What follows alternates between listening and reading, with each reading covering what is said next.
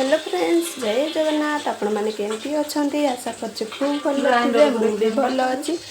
तो आपण मानक मोर न्यू मिनी ब्लॉग को स्वागत जनाऊँ। तो चलो आज वीडियो स्टार्ट कर।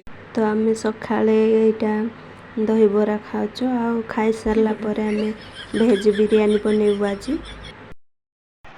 तो आज मु बनैबी भेज बिरयानी। तो से शीघ्र शीघ्र पनीपरिया को काटी देकी एटी बसई देची मसला मसली देकी आउ चावल फास्ट ही सिझे देकी काढ़ी देची।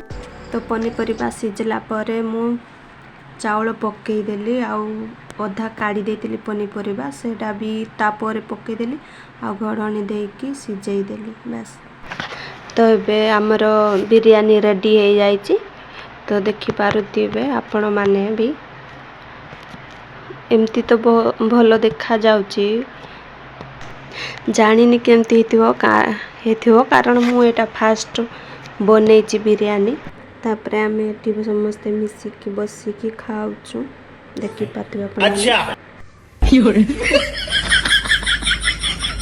तो बिरयानी सिझला परे आम एटी समस्ते मिसिकी खाऊँ।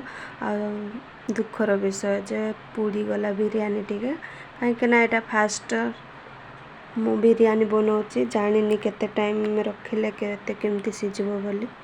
तो नेक्स्ट टाइम रे निश्चय भल रे करिवे। ओके बाय बाय सांग माने मु रहिले। तो नेक्स्ट वीडियो रे देखा।